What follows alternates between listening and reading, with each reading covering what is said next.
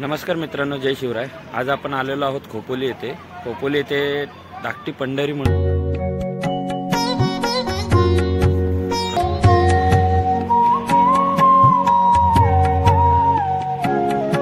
मोठा असा सभागृह आपल्याला दिसतोय।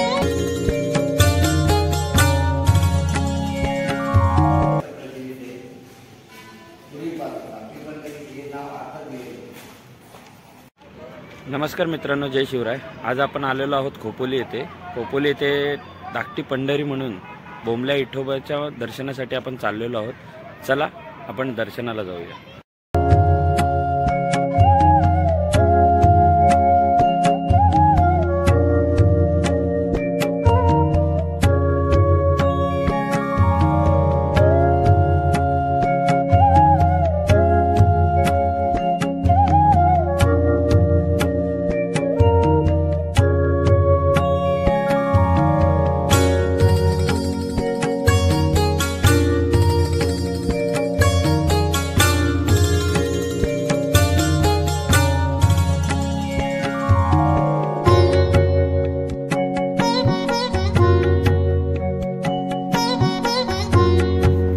मंदिराच्या बाहेरील परिसर आहे, पाहू शकता तुम्ही।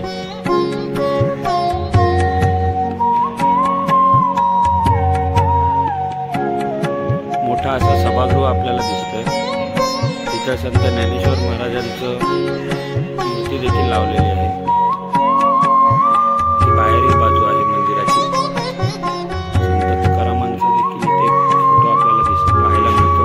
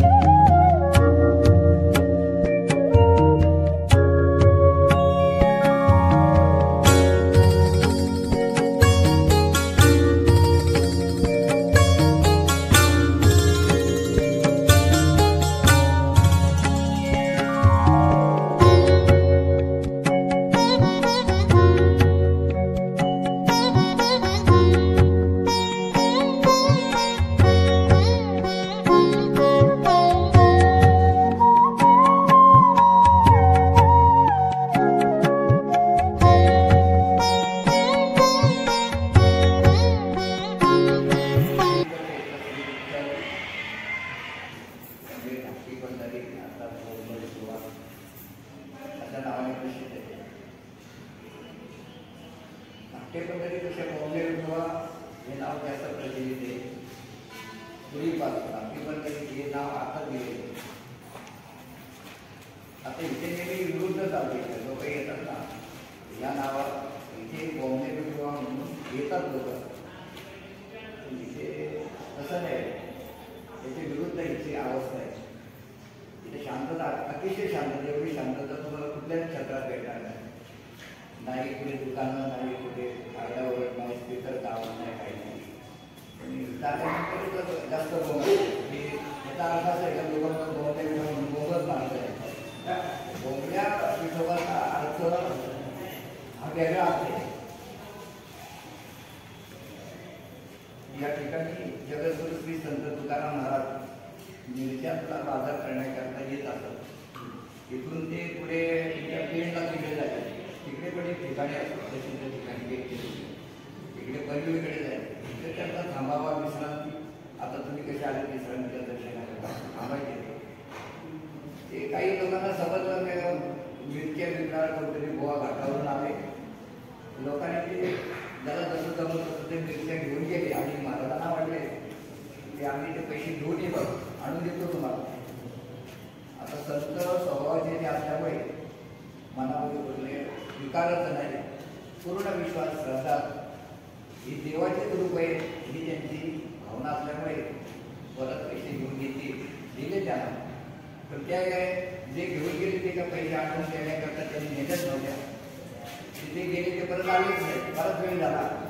महाराज आपल्या त्यांच्या नामचिंतनाच्या त्या अवस्थेमध्ये होते। शेवटी भगवंताला आपल्या भक्तांची काळजी असते. न सांगता करी सर्व काम साधावया भक्ती काळाला नाही लाज धरे ते कुठलीच लाज धरत नाही भक्ताची कामं करण्याकरता. भगवंतांनी एक साधं वेश घेतला नोकराचा आणि भगवंताकडे ती यादी न सांगता तुम्हाला कळू येते अंतर. भगवंताला सगळं पाहिजे तुम्ही काय काय नाही कोण कुठे राहतो न सांगता भगवंत तिथे गेले त्या गावामध्ये गेले आणि आवाज दिला. आता आपण कसं म्हणजे थोडा आवाज करतो म्हणजे बोंब मारणं म्हणजे आवाज करणं. आता तुम्ही शाळेत मुली करा तुम्ही सगळे शिक्षक वर्ग आहात तुम्ही आले बरोबर का बोंब मारताना नुसतं आरडावर इथे बोंब मारा आवाज केला. कुणी मिरच्या आणलेल्या तुम्ही पैसे गोळा करायला लागले या अर्थाने ते पैसे गोळा करून दिले म्हणून बोंबले होते. देवाने आपल्या भक्ताकरता आवाज दिला बोंब मारली म्हणून त्याचं नाव बोंबले विठोबा.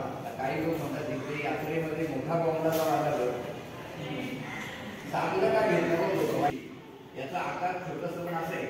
पंढरी या शब्दाचाच अर्थ आहे का जिथे चार गोष्टी त्याला पंढरी म्हणतात.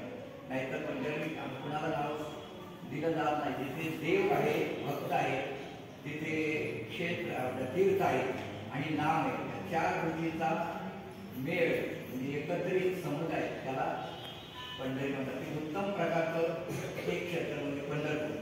असं भगवान शंकरांना अनेक ऋषीने प्रश्न विचारला सगळ्यामध्ये श्रेष्ठ क्षेत्र तीर्थक्षेत्र कोणतं त्यावेळेला त्याचं उत्तर असलेले ह्या चार गोष्टी जिथे तिथे ते सगळ्यामध्ये सर्वात श्रेष्ठ. त्यामध्ये हे पंढरीला पांडुरंग परमात्मा आहे पिठेवर उभा आहे. भक्तराज कुंडलिक आहे चंद्रभागा वाहते आणि तिथे सतत नामस्मरण. या चार गोष्टी तिथे असल्यामुळे त्याला ती पंढरी आणि जी धाकटी पंढरी त्याचा अर्थ इथे पण आम्ही नामस्मरण चालू ठेवलेले ते भगवंत आहे. आणि एक मंदिर आहे कुंडलिकाचं मंदिर आहे आणि ही पातळगंगा सुद्धा अशी चंद्राकाराने समोरून वाहते. या चारही गोष्टी इथं आल्या म्हणून छोटंसं धाकटी पंढरी नाव दिलं. चांगलं नाव दिलं बरं आहे.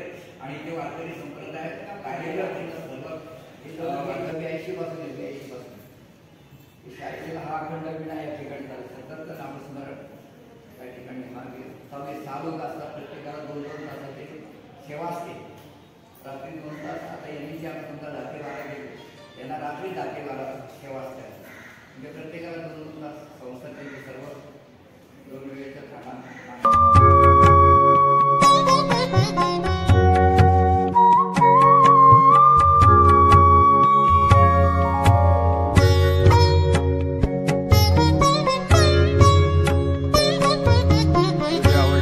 करा, शेअर करा आणि चॅनलला सबस्क्राईब करायला विसरू नका. धन्यवाद.